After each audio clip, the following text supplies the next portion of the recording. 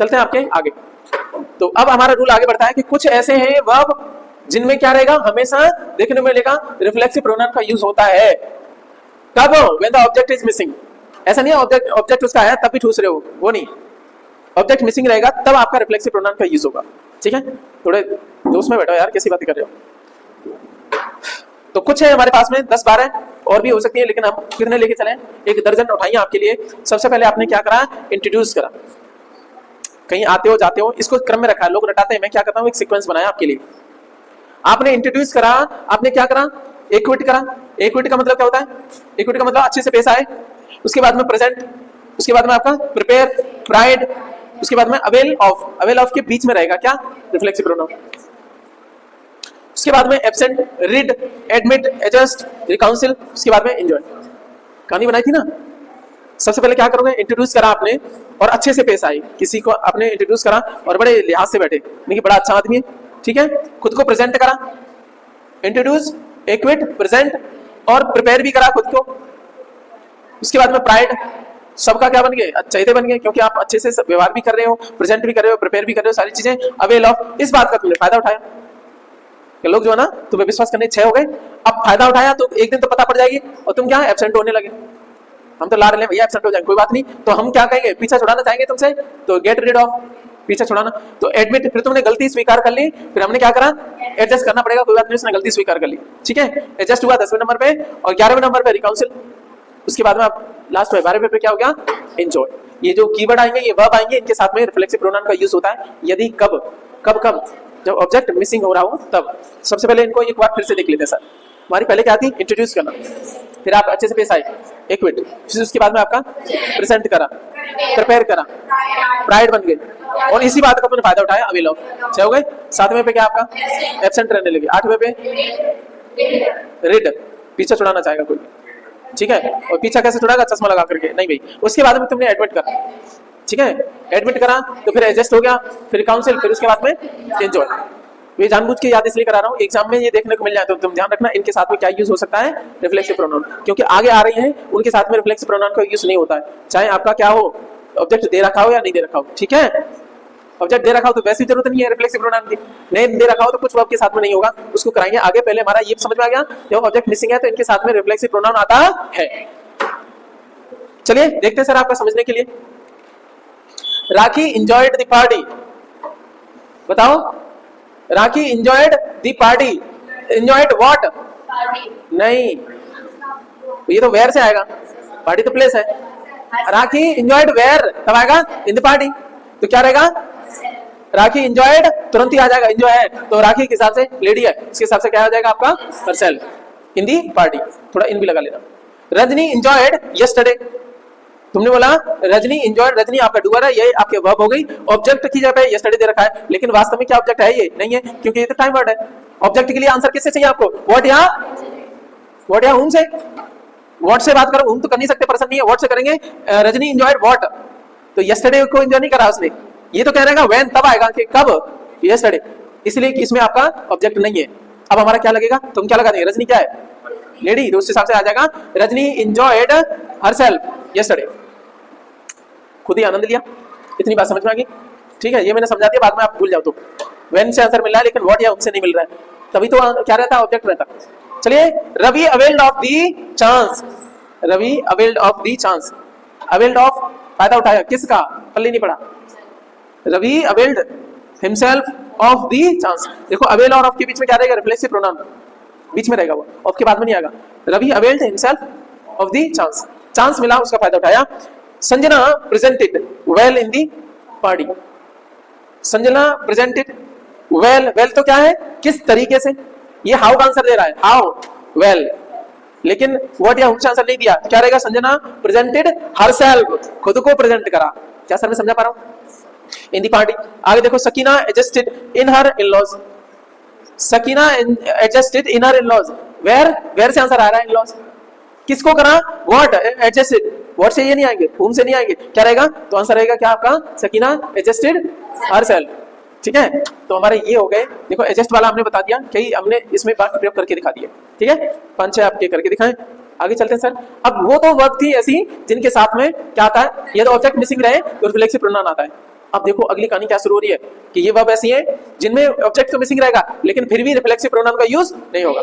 Sir समझ में आ रही है ना? चलो देखते हैं आपका तो कौन सी वर्ब है not followed by the reflexive pronoun even though there is absence of object.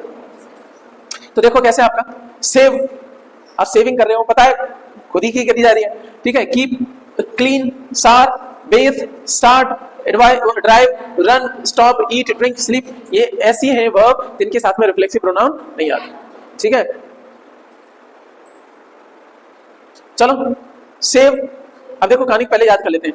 आपने सेव करी, चीजें रखनी साइड में, कीप रखना, ठीक है। क्लीन, सेव कर ली, फिर क्लीन करा। सार, फिर नहाए धोए, तुरंत ही क्या करें, ठीक है। सार ले रहे थे तो यानी नहा रहे थे, हाँ। उसके बाद में स्टार्ट करी गाड़ी और ड्राइव करने लगे, फिर दौड़े, दौड़ने के बाद में फिर रुके, उसके बाद में खाना पीना खाया, दारू पी, फिर सो गए। एक कहानी बनाई है मैंने, ठीक है, याद करने के लिए, ठीक है। 3 4 4 में ध्यान रखना। पहले तो दाढ़ी वाड़ी बढ़ाने को ध्यान रखना, नहाने धोने को, गाड़ी चलेगी यहाँ दूसरे वाले में, तीसरे वाले में जाओगे, खाना पीना खाओगे, ड्रिंक पियोगे, पूरा, ठीक है, याद रहेगा। अभी बाद में प्रयोग करवाएंगे, पहले याद तो कर लें। सर इधर बताओ क्या था। सबसे पहले सेव करोगे, फिर क्या करा आपने, क्लीन, कीप रख दिया, फिर क्लीन करा, फिर उसके बाद में सारनी है, हाँ सार लिया, ठीक है ना। सावर होता है ना, उसको सार बोलते हैं, ठीक है। फिर उसके बाद में बेथ, बात है बेथ, ठीक है। उसके बाद में क्या करा आपने, स्टार्ट करा, फिर ड्राइव करा, फिर तेजी से दौड़े, रन, फिर अगली लाइन में आ जाओ, स्टॉप हो गए, फिर ईट, ईट तो ऐसा होता है, ईट, फिर ड्रिंक, फिर स्लीप। याद रहेंगे ये 12 है क्या आपकी ऐसी वर्ब जिनके साथ में रिफ्लेक्सिव प्रोनाउन का यूज नहीं होता, ठीक है।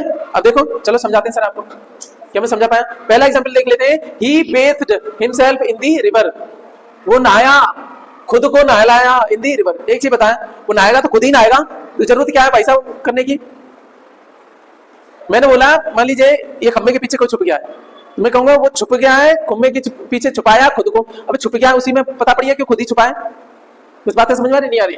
तो क्या है, he bathed himself in the river, गलत हो गया, बेथ इसके साथ में आपका रिफ्लेक्सिव प्रोनाउन का यूज नहीं होता है, इसलिए क्या है सुपरफ्लूज हो गया, गलत हो गया सर, ठीक है। इन सब के साथ में क्या नहीं आता, रिफ्लेक्सिव प्रोनाउन का यूज नहीं होता, ये हमने चीजें जान ली। Deepak kept himself away from the quarrel, उसने दूर रखा झगड़े से, अब खुद ही को दूर रखा होगा ना, जब सेंटेंस में बात करेंगे तो हिमसेल्फ की जरूरत ही नहीं थी, है दीपक, तो दीपक केप्ट, कीप से आ गया, कीप दूसरी फॉर्म में, उससे क्या फर्क पड़ता है तो क्या कीप ही है ना, तो केप्ट, ठीक है, ये गड़बड़ हो गया। Deepak kept away from the quarrel, झगड़ा जो हो रहा है। जब हम एग्जाम में बैठे होते हैं, जब हमने रूल नहीं पढ़े होते हैं, तो सर हम क्या करते हैं, देखते हैं सही लग रहा है नहीं लग रहा है। अब आप कर पाओगे, अब आप कह रहे होंगे कि सर इसको ना देखते ही कर देंगे, इतनी जल्दी से याद हो गया, चाहे मोहब्बत में कितना ही कोई धोखा दे दे, फिर भी हम ना इसको झटा कर देंगे, ठीक है सर। ये एक और रह गया बीच में, कौन सा आपका, ये क्या है, मुझे लग रहा है झूठी, जूही हिड, हाइड का hid, hid herself behind the wall, Juhi ने कहां छुपा लिया खुद को।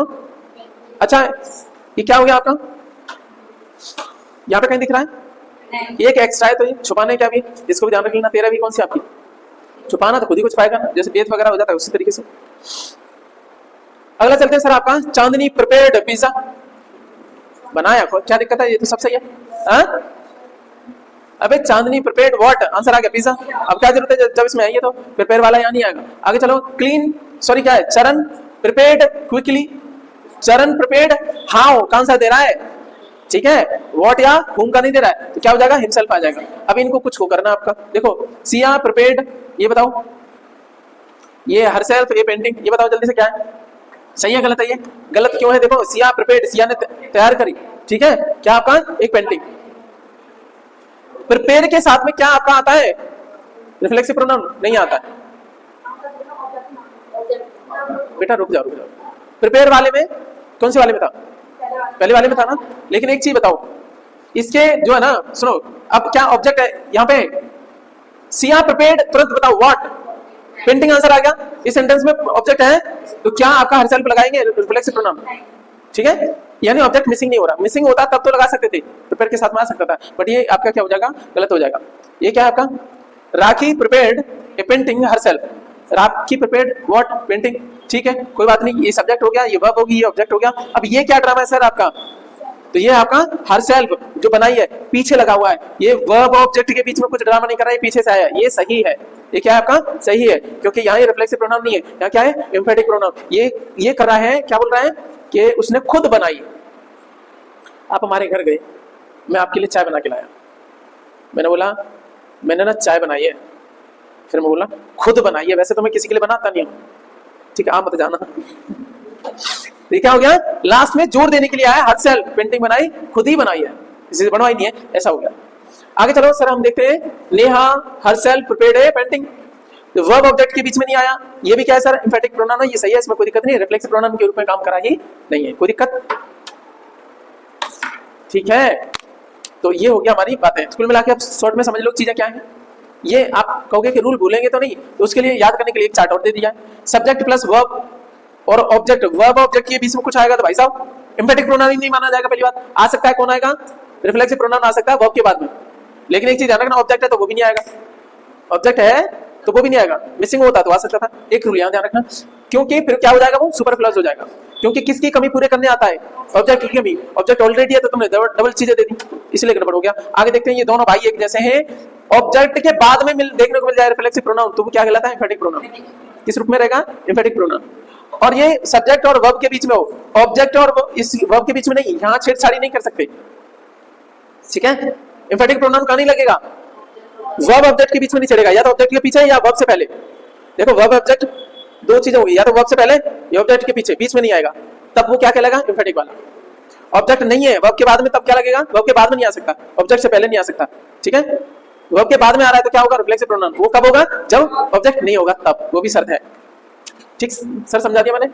आगे चलते हैं आपके, अब आप इंटरव्यू में जाते हो, कुछ चीजें रटाई जाती हैं, स्पेशली बात करेंगे कुछ जो देखोगे इंग्लिश स्पीकिंग कराने वाले वो बेहुदे टाइप के लोग जो है ना, उन्हें खुद ही नहीं पता क्या बदतमीजी करते हैं, मैं तो सब जगह करके देख रखी है, इसलिए मुझे पता है, अमेरिकन भी कराए, ब्रिटिश वालों से भी कराया मैंने, ठीक है, और ये पर्पल लिप, इंडिया कैन, ये सबसे आपका कराए, तो सारी चीजों का अनुभव है। इंटरव्यू में ध्यान रखना, और मैं एचआर भी रहा हूँ, आपको पता हो तो इंटरव्यू में देखेंगे इंटरव्यूअर क्या कर रहा है आपका, एक क्वेश्चन पूछता है, इंट्रोड्यूस योरसेल्फ, इंट्रोड्यूस योरसेल्फ, इसमें देखने को क्या मिल रहा है सर, वर्ब और ऑब्जेक्ट, वर्ब और ऑब्जेक्ट देखने को मिल रहा है, और आपने देखा था योरसेल्फ किसमें, ऑब्जेक्ट केस में है, ठीक है, यहाँ तक बात समझ में आ गई।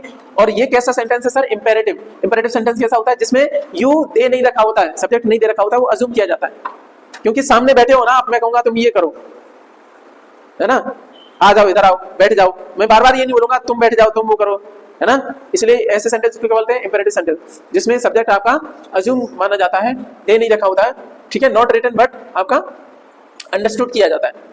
तो जब उसने ये क्वेश्चन करा, तो इंटरव्यू जो होगा, इंटरव्यूई, इंटरव्यू और इंटरव्यू लेने वाला, इंटरव्यू कौन, आपका जो एस्पिरेंट है, आप हो इंटरव्यू देने वाले, आप आंसर कैसे देते हैं, ज्यादातर कुछ लोग दिखाएंगे, my self is Narendra. Sir एक चीज बताओ, हमने अभी तक देखा ये जो रिफ्लेक्सिव प्रोनाउन है कैसे यूज होता है, कौन से केस में, ऑब्जेक्टिव में, ऑब्जेक्ट क्या सेंटेंस का सब्जेक्ट बन जाएगा, नहीं बनेगा, इसलिए माई सेल्फ कभी भी सही नहीं होता है, रटते थे ना, और समझ में आएगी बात है। तो ये ऑब्जेक्ट केस से कभी आपका सेंटेंस स्टार्ट होते देखा है, नहीं, इसकी जगह पे क्या हो सकता है, ये ऑब्जेक्ट कभी भी आपका सब्जेक्ट नहीं बन सकता, इसलिए आप क्या बोलोगे, आई, और फिर आई के हिसाब से एम, ठीक, आई एम नरेंद्र। जरूरत से ज्यादा कॉम्प्लेक्स मत करो, नहीं तो सामने वाला समझ जाता है, या तो बोलो my name is, my name से शुरू कर लो, कोई दिक्कत नहीं है, या आई एम, ये भी ज्यादा अच्छा रहता है, ठीक है। कुछ लोग कहेंगे दिस इज, वो भी ज्यादा सूदिंग नहीं होता है, आई एम को या माई नेम इज को, माई नेम इज को इसलिए बच्चों को करवाए, माई नेम इज को कॉन्ट्रैक्शन में शॉर्ट भी बोला जा सकता है, स्पीकिंग कुछ और होती है, उसको बोला जाएगा माई नेम इज को शॉर्ट करके माई नेम्स कर दिया, ठीक है, चलो ओके। अब चलते हैं सर अगले वाले प्रोनाउन पे, जिसका नाम है आपका डिस्ट्रीब्यूटिव प्रोनाउन। डिस्ट्रीब्यूटिव का मतलब क्या होता है, जब कुछ चीजें आपकी बांटनी होती है, मान लीजिए आपके पास में 100 चीजें हैं और 5 लोगों में बांटनी है, तो कितनी कितनी आएंगी, तो 5 का 100 में भाग दूंगा मैं, कितनी आ गई, एक के लिए में कितनी पड़ी आपकी, 20 पड़ी, तो कैसे करा आपने, कितने का निकाला, एक के लिए निकाला ना, डिस्ट्रीब्यूटिव का मतलब होता है कितने में से और कितनी पड़ेंगी, एक के हिस्से में कितनी पड़ेंगी, तो आप भाग दे देते हो, तो एक है आपका one at a time, distributive का मतलब एक को कितनी पड़ रही है एक समय में, यही तो खेला है आपका। चलो इसके लिए हमारे पास में डिस्ट्रीब्यूटिव प्रोनाउन में कौन कौन से हैं आपके, तो 3 है सर हमारे पास में, एक है each, one out of many, कब लगाएंगे, बहुत सारे में से एक जब निकालेंगे तब कहेंगे आपका ईच, और आइदर कब बोलेंगे आपका, जब 2 में से एक हो, नाइदर कब बोलेंगे, 2 में से एक भी ना हो। अब देखो 2 चीजें, EITHER, इसको आइदर भी बोल लेते हैं और इसको इधर भी बोल लेते हैं, आइदर बोलते हैं ब्रिटिश में और इधर बोलते हैं अमेरिकन में, ठीक है, तो आप जो बोलते हो सही बोलते हो, आइदर बोल सकते हो, कोई दिक्कत नहीं, थोड़ा सूदिंग के लिए लोग बोलते हैं इधर, नाइदर को बोल देते हैं नीदर, तो तुम चाहो तो आपका ब्रिटिश बोल सकते हो चाहे अमेरिकन वाला, ठीक है। क्या है आपका? तो आइदर ही बोल लो, ब्रिटिश वाला ज्यादा सही रहेगा। आइदर का मतलब क्या होता है? वन आउट ऑफ, दो में से एक रहे तो आइदर, और बहुतों में से एक रहे तो ईच। क्या रहेगा? ईच। और बहुतों में से सॉरी दो में से एक भी ना रहे तो नाइदर। नाइदर है नीदर, कोई दिक्कत नहीं, कोई सुनिए। अच्छा, जब दोनों तरफ, यहाँ पे शुरुआत में कौन है? एक है, अभी एक भी नहीं है तभी तो सिंगुलर ही है ना। यहाँ तो एक है, यहाँ तो एक भी नहीं है, तभी क्या है? सिंगुलर ही रहेगा। तो ये आपकी सिंगुलर हेल्पिंग वर्ब ही आएगी डिस्ट्रीब्यूटिव प्रोनाउन में। इतनी बात समझ में आ गई, क्योंकि वन एट ए टाइम की बात कर रहे हो। चलो देख लेते हैं सर, आपका उदाहरण के लिए दे रखा है, कोई 1000 चीजें 10 लोगों में बांटनी, तो एक को पल्ले कितनी पड़ेगी आपकी? एक को पल्ले 100 पड़ेगी। तो एक की बात कर रहे हैं, तो each have been given their dresses. अच्छा एक चीज बताओ, each have been given their dresses, एक चीज बताओ, यहाँ पे कहीं ड्रेस के बारे में बोला है, सबको ड्रेस दी गई, क्या पता पड़ रहा है कि दो है? नहीं है, तो क्या आएगा आपका? सुनो पहली बात, नहीं, तो ये तो सही है, ईच तो सही है, क्योंकि दो तो नहीं है, इसलिए इसको नहीं काटेंगे। और क्योंकि हैव नहीं लगा सकते इन सबके साथ में, वो छोड़ो, बाहर में जानते एक, ईच आइदर नाइदर दोनों सबके साथ में क्या लगाते हैं? सिंगुलर ही लगेगा, इसलिए पहली बात यहाँ गलती मिली। और देखो यहाँ पे बात करेंगे देयर, प्लूरल नहीं चलता है सर। कॉमन नाउन में क्या होता है? कॉमन नाउन पहले तो सिंगुलर है, पहले तो सिंगुलर है, ये सब क्या है? सिंगुलर है। सिंगुलर के हिसाब से देयर नहीं रहेगा क्योंकि प्लूरल हो गया। और इसमें भी बात करेंगे जो कॉमन जेंडर है तो मैस्कुलिन प्लूरलिटी के हिसाब से इज आएगा। मेरी बात समझ में आई नहीं आई? पुराने रूल जो पढ़ रहे हैं ना उनको समझ में आएगा। कॉमन जेंडर होने की वजह से क्या हो गया? ईच कौन है ये नहीं पता पड़ रहा, तो हमने कौन सा लगाएंगे? हिज लगाएंगे सिंगुलर में, ठीक है। Neither were found in their rooms, एक चीज बताओ, नाइदर क्या है? सिंगुलर, ठीक है। उसके बाद में क्या रहेगा? सिंगुलर, वॉज हो गया। और ऐसे ही बात करेंगे तो क्या हो जाएगा? हिज हो जाएगा। समझ आ रही बात है? ये हमारी बात है। तो टेक्निकली यहाँ पे भी थोड़ा गड़बड़ हो जाएगा, कहीं दो दिख रहे हैं, नहीं दिख रहे हैं, तो यहाँ पे क्या आएगा? नन आएगा, ये भी गलत हो जाएगा। क्या हो जाएगा? नन आएगा, ठीक है ना। जैसे दो के लिए लगाते हैं आएगा या इधर, दो में से एक के लिए क्या लगाते हैं? इधर, या सुनो सुनो, दो में से एक के लिए लगाते हैं आपका इधर, और दो में से एक भी नहीं के लिए लगाते हैं आपका ना इधर। अब उधर पहुंचो, बहुतों में से एक के लिए लगाते हैं ईच, बहुतों में से एक भी नहीं के लिए लगाएंगे आपका नन, ठीक है। ये चार जोड़ी एक साथ में रखनी थी, नेक्स्ट टाइम पे देखूंगा, ध्यान में। मेरी बात समझ आएगी? टेक्निकली ये भी गलत है, क्या हो जाएगा? ये भी गलत होएगा, एरर तो आपका पल्ले पड़ ही गया। बस हमने समझा, एग्जाम में ऐसा नहीं आएगा। तो कहने का मतलब क्या है सर? इसके दो हिस्से में देखते हैं इसको, ईच और आइदर नाइदर के साथ में कौन सा रहेगा? सिंगुलर हेल्पिंग वर्ब, ये सार है इसका, हमने ये देखा ना। और इसके साथ में क्या आएगा? मैस्कुलिन प्लूरलिटी, क्योंकि कॉमन जेंडर है आपका, पता नहीं पड़ रहा कौन है, तो इंग्लिश में मैस्कुलिन प्लूरलिटी रहती है। चलो देखो, each are given their duties, एक चीज बताओ, दो की पता नहीं पड़ रही तो क्या है? ईच तो सही है, लेकिन एक चीज ध्यान रखा, चाहे कुछ भी सही, क्या फर्क पड़ता है? सिंगुलर ही रहेगा, तो आर की जगह पे ये आ जाएगा। जब ये सिंगुलर है तो भैया तुम प्लूरल ये कैसे ले आगे? इसका पजेसिव भी क्या रहेगा? सिंगुलर ही रहेगा। सिंगुलर में भी कौन सा? मैस्कुलिन प्लूरलिटी, इनमें से क्या रहेगा आपका? हिज ड्यूटीज, ठीक है। क्या बात समझ में आई? चलो, अच्छा लिखा हुआ है। अब दूसरा सेगमेंट देखो, अब थोड़ी कहानी बदल गई सर। कितने में से कोई नंबर वर्ड दे रखा हो, यहाँ पे नाउन या प्रोनाउन दे रखा हो, कितने में से कोई चीज बात करेंगे तो आगे क्या आएगा? प्लूरल आएगा। और हेल्पिंग वर्ब क्या रहेगी, कैसे रहेगी, उसके बारे में बात करेंगे। वो डिसाइड कौन करेगा? शुरुआत वाला। एक है तो सिंगुलर रहेगी, एक से ज्यादा है तो क्या रहेगा? प्लूरल रहेगा। और यहाँ पे ध्यान रखना, प्रोनाउन कितना कौन सा आएगा? सिंगुलर प्रोनाउन आएगा। अब देखो समझ चलते हैं। Each of these girls, of का खेल चल रहा है सर आपका। अभी तक तो क्या था? इनके साथ में कुछ नहीं था, इनके साथ में ऑफ लगा दोगे तो क्या ड्रामा हो जाएगा? इनके बाद में आने वाली नाउन कैसी रहेगी? प्लूरल रहेगी। ध्यान रखना, ध्यान रखना, ध्यान रखना। फिर से सुनो, अब ईच और आपके आइदर नाइदर या इधर नीदर की हम बात कर रहे थे, इनके बाद में क्या देखने को मिलेगा आपका? ऑफ। तो क्या रहेगा? इसके बाद में आने वाली नाउन या प्रोनाउन कैसी रहेगी आपकी? प्लूरल ही रहेगी, ठीक है। अब क्योंकि अब इसका जो हेल्पिंग वर्ब उसको कौन डिसाइड करेगा? तो पहला वाला है, ईच के हिसाब से क्या है? सिंगुलर, पुराने वाले से सर, तो क्या हो जाएगा आपका? ये गर्ल्स के हिसाब से हमारा मन करेगा यार, each of these girls. Examiner यहाँ से क्वेश्चन डालेगा, वो तो बच्चे वाले थे, वहां से नहीं पूछता है। वो कहेगा बेटा तू पढ़ क्या, गर्ल्स के हिसाब से आर सही लगा। जबकि मतलब क्या है, इससे गर्ल्स से कोई लेना देना नहीं है, ये किसके हिसाब से चलेगा? इसके हिसाब से, ठीक है। इन, अच्छा देयर के हिसाब से चलेगा नहीं, हेल्पिंग वर्ब सिंगुलर है तो इसके साथ, इसका मतलब क्या है? ईच के हिसाब से क्या रहेगा आपका? हर रहेगी। ये आया हुआ क्वेश्चन है एग्जाम का।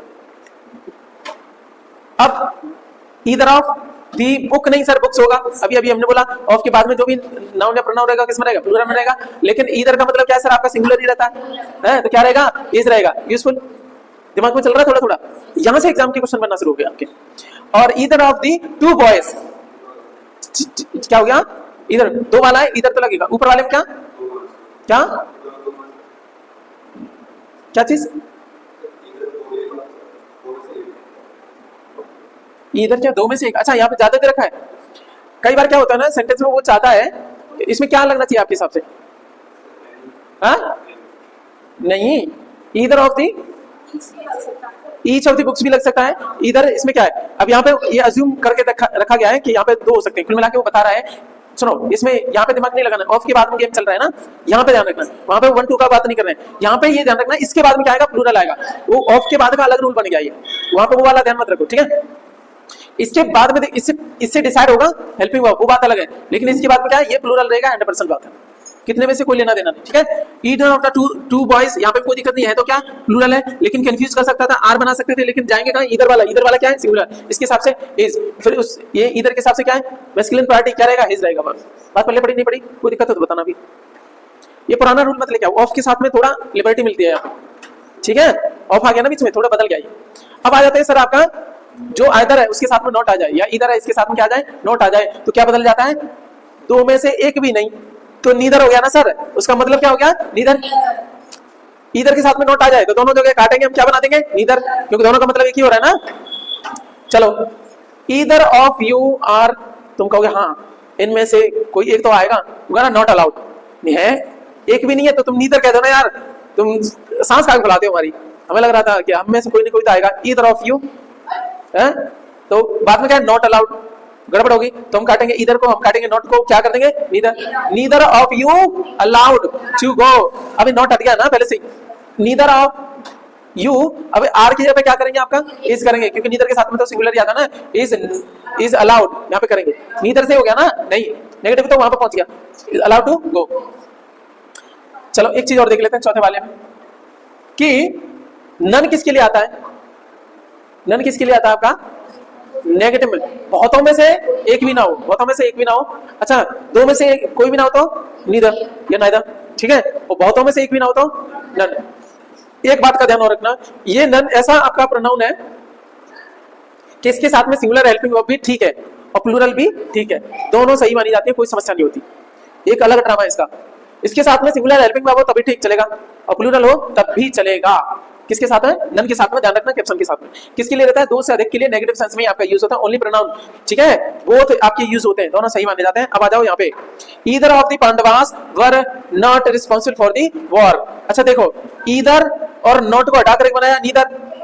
अब तो पांडवास के बारे में बात करेंगे तो पांडव कितने थे, 5, हमें ये पता है। अच्छा कई बार लैंग्वेज देखा भी नहीं, पांडवास का मतलब क्या होता है, 5, तो दो से अधिक है, इसलिए क्या बनाएंगे, इसको भी काटेंगे, लिखेंगे नन, ठीक है।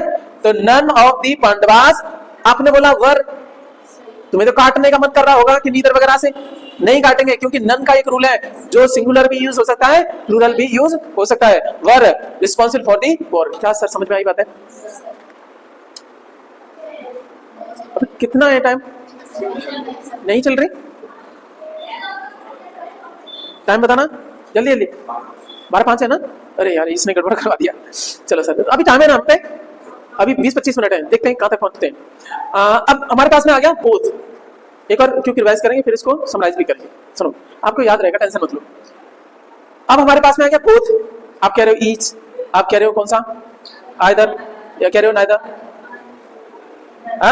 आप कह रहे हो कौन सा, नन, हम कह रहे हैं दोनों आए, तो तुम एक को ला रहे थे, तो बोथ के मामले में क्या है सर, प्लूरल हेल्पिंग वर्ब आएगी, क्योंकि अब ज्यादा हो गया ना, अब सिंगुलर नहीं रहेगी, अब क्या रहेगी, प्लूरल रहेगी। और तो प्रोनाउन भी क्या रहेगा सर, वो भी कैसा रहेगा, प्लूरल प्रोनाउन भी रहेगा। कौन सा वाला, पोजीशन भी कैसा रहेगा उसका, प्लूरल ही रहेगा। आजा चलो, both has done his project, एक चीज बताओ, दोनों हो गए तो क्या हो जाएगा, हैव, दोनों ही हो गए तो क्या हो जाएगा, हैव, और डन, हिज नहीं आएगा, उसके लिए क्या आ जाता है, देयर आ जाता है, देयर प्रोजेक्ट। क्या बात समझ में आ गई, बोथ है तो दोनों है, अभी एक की बात नहीं हो रही है। अब आ जाओ यहाँ पे, both of the boys were not seen, दोनों ही नहीं दिखे तो, दो में से कोई नहीं दिखे तो क्या है आपका, नीदर, बोथ को काटो, नॉट को काटो, नीचे पर लगा दो, नीदर ऑफ। अब देखो ऑफ के बाद में रूल क्या बना था हमारा, प्लूरल रहेगा, नीदर ऑफ दी बॉयज लग जाएगा, और यहाँ पे क्या बनेगा, लेकिन फिर भी नीदर की वजह से सिंगुलर हेल्पिंग वर्ब। सर यहाँ लेवल ऊंचा हो गया, क्या लैंग्वेज बन गई है, बॉयज सीन इन, अब इसके हिसाब से क्या जाएगा, हो जाएगा हिज रूम, क्योंकि क्या है, मैस्कुलिन प्लूरल वाला, वैसे तो बॉयज है, बॉयज से ही पता पड़ रहा है क्या है आपका, मैस्कुलिन वाला है, ठीक है। तो बोथ नोट के साथ में भी क्या बन जाता है, नीदर बनता है, दोनों नहीं है, दो में से एक भी नहीं है, तब भी क्या नीदर ही है। ठीक है सर, आगे चलते हैं आपका। अब एक सफर और लेके चलते हैं, वन कंफ्यूजन वाला। एक जो है ना कंफ्यूज करता है, हाँ साला एक आपकी जिंदगी में कैसे कैसे कंफ्यूज करेगा, तीन तरीके से कंफ्यूज करेगा। जनरल सेंस में एक का मतलब क्या होता है? गिनती। एक का मतलब एक होगा, एक का मतलब एक ही हुआ है ना। वन का मतलब क्या होता है? एक।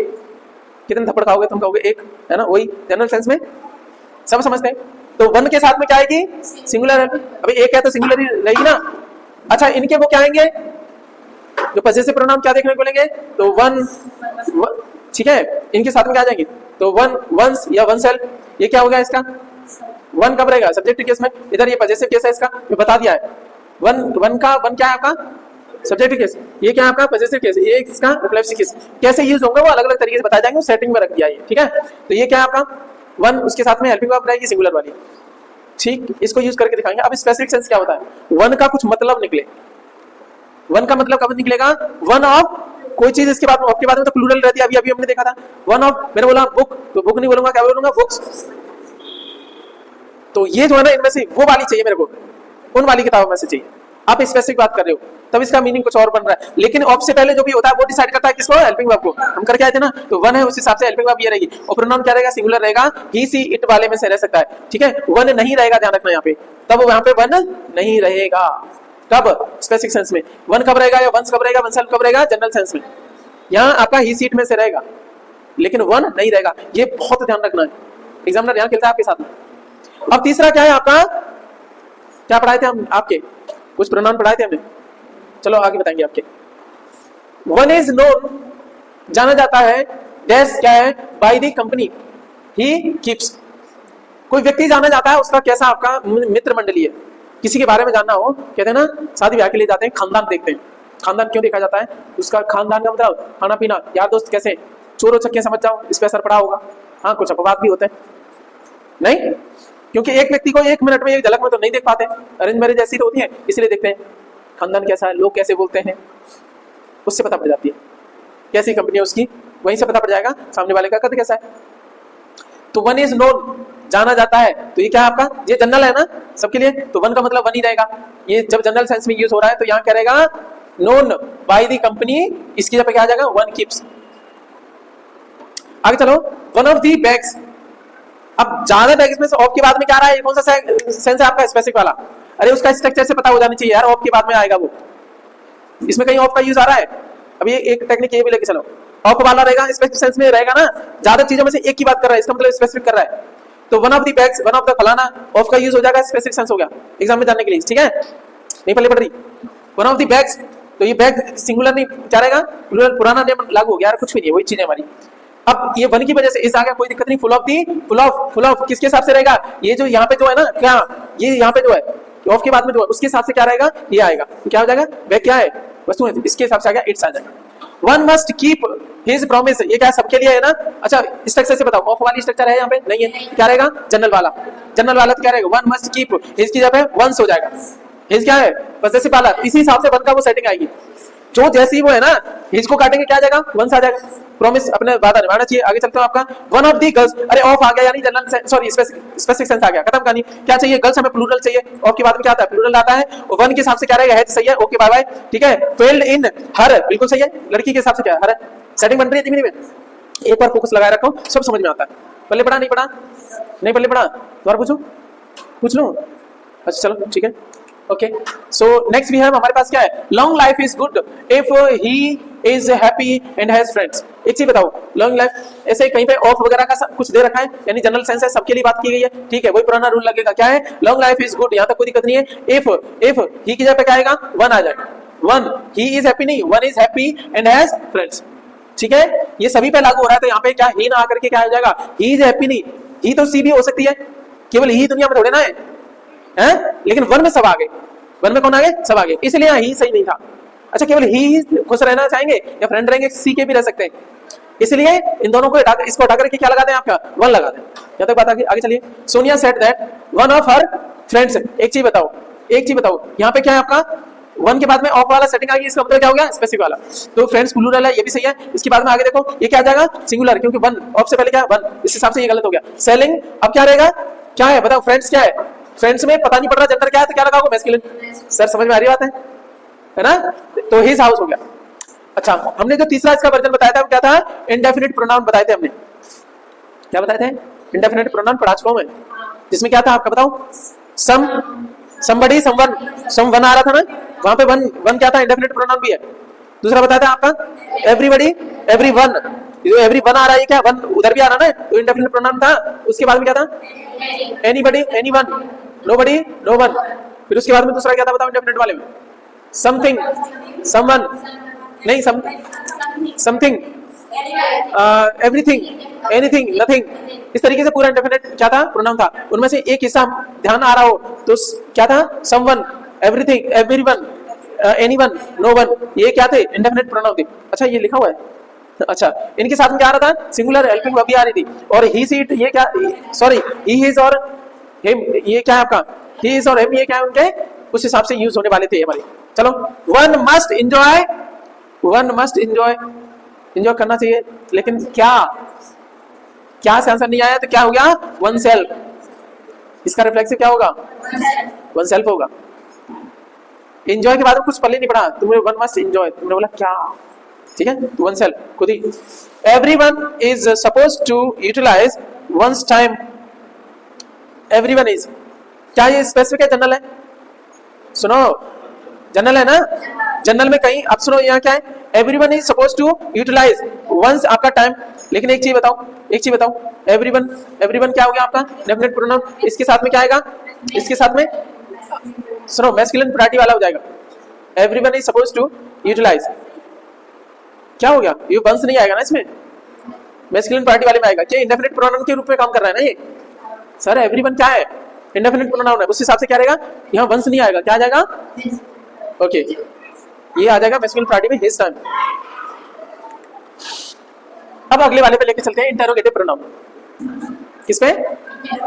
सर यहाँ क्लास में कभी पढ़ाई हो जाएगी, घर पे रहोगे ना चुपचाप वीडियो बंद करो, कहीं आप में पानी पिया, और पानी तुम्हारा 1 घंटे का होता है, आधा घंटे का होता है, सही है ना?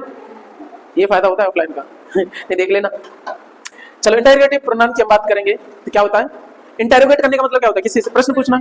तो कुछ क्वेश्चन वर्ड है जो क्या बनाएंगे आपका, ठीक है, इंटरोगेट के रूप में, उसमें प्रोनाउन रिप्लेस करेंगे, कई बार सब्जेक्ट के रूप में आएंगे। चीजें देख लेते हैं इसमें क्या है आपका। तो कृष्णा इज गोइंग, मैंने बोला हु इज गोइंग, पहले तो पता होना चाहिए। तो ये क्या है आपका? तो यहाँ पे हु क्या है सर आपका?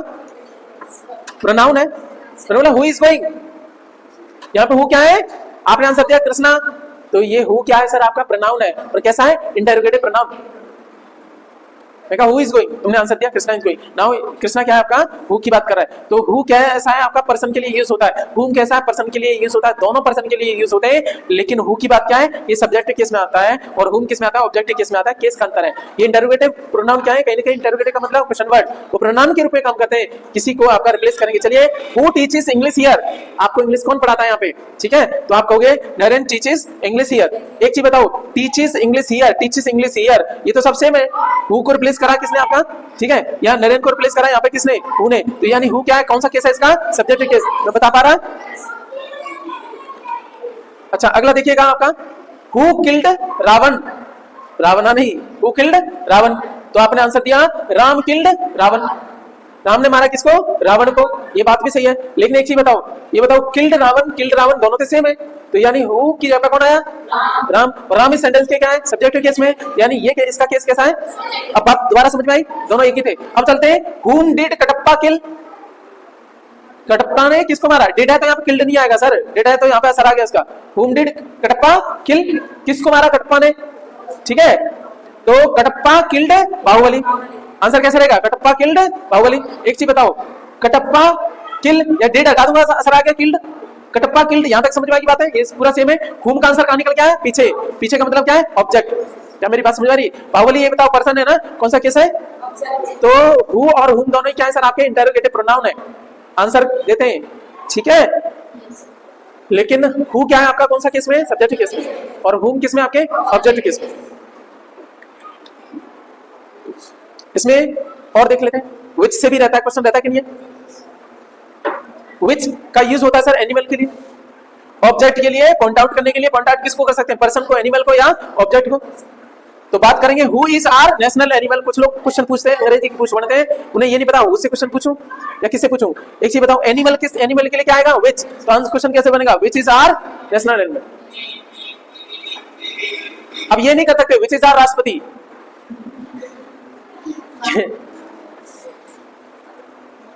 चलो, तो विच का यूज समझ में आ गया, एनिमल के लिए होता है, ऑब्जेक्ट के लिए होता है, पॉइंट आउट करने के लिए भी होता है। सर पॉइंट आउट विच का यूज पर्सन के लिए भी आ जाएगा। जब 4 ऑप्शन दे रखे हो तब तो वहां विच का यूज होगा। सिंपली पूछेंगे तो नहीं रहेगा। अब सुनो sir, which is your favourite book. Book के हिसाब से विच सही है, सही है, एकदम सही है।